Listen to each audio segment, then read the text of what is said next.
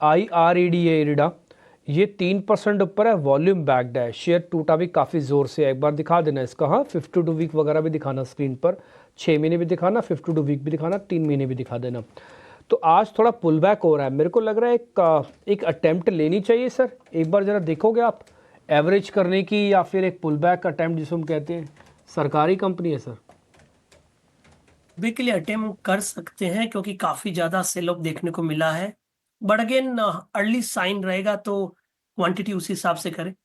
Comparatively आप देखें तो पिछले लगभग 15 सप्ताह में, आप पिछले 15 दिनों में देखें तो करेक्टिव मूव बना था 187 से लेके 137। और पिछले में लगभग 9 महीने की बात कर रहा हूँ, 310 से काउंटर फिसलता फिसलता 137 तक चला गया।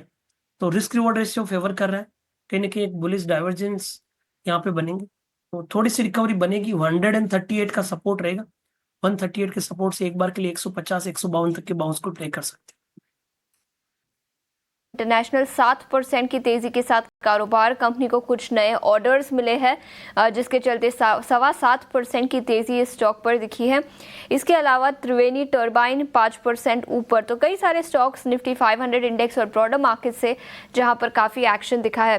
चंदन, इरकॉन इंटरनेशनल पर क्या राय होगी? 148 के आसपास स्टॉक अभी कारोबार कर रहा है, कुछ बड़े ऑर्डर्स मिले हैं जिसके बेसिस पर फंडामेंटल वजह है स्टॉक में 7% की तेजी की। जी बिल्कुल, देखिए काफी दिनों के बाद में ब्रॉडर मार्केट में फॉलो अप बाइंग देखने को मिली है और कल की रिकवरी के बाद में आज फॉलो अप मोमेंटम बना है और बिल्कुल इंडेक्स में 22,700 के साथ में काफी स्टॉक्स में रिकवरी देखने को मिलेगी। और इरकॉन की बात करें, एक बिटन डाउन नेम रहा है क्योंकि लास्ट मंथ में काफी बड़ा सेल ऑफ देखने को मिला। इनफैक्ट लास्ट मंथ की हम बात करें तो 229 से 140 के लो बनाए और अभी पिछले लगभग 13-14 दिन से कंसोलिडेट होके डबल बॉटम बनाने का प्रयास कर रहा है। मेरे हिसाब से रिकवरी बननी चाहिए, डीप ओवरसोल्ड टेरिटरी है, काफी बड़े वॉल्यूम्स के साथ आज रिकवरी बनी है। तो 144 का इमीडिएट सपोर्ट होगा 155 तक के बाउंस को प्ले करने के लिए।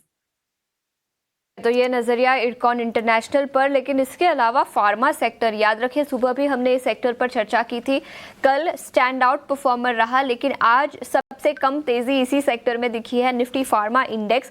और कई सारे स्टॉक्स जो नॉमिनल गेंस के साथ कारोबार कर रहे हैं। इनफैक्ट मैनकाइंड फार्मा आधे % की गिरावट यहाँ पर, टोरेंट फार्मा और अजंता फार्मा जैसे कुछ स्टॉक्स में भी अंडर परफॉर्मेंस दिखा है। तेजस, क्या फार्मा सेक्टर से कोई स्टॉक होगा जहां पर फ्रेश पोजीशंस लिए जा सके इन लेवल्स पर?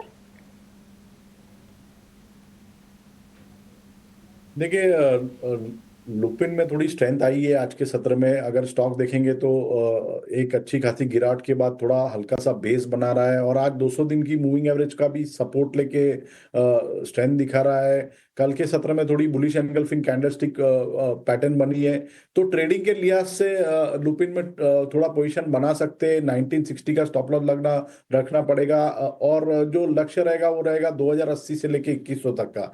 सो it is just a trading buy, कोई पोजिशनली ये स्टॉक में कुछ बड़ी रैली नहीं आएगी, बट यहाँ से 2 से 3% की अपमूव पॉसिबल है स्टॉक में।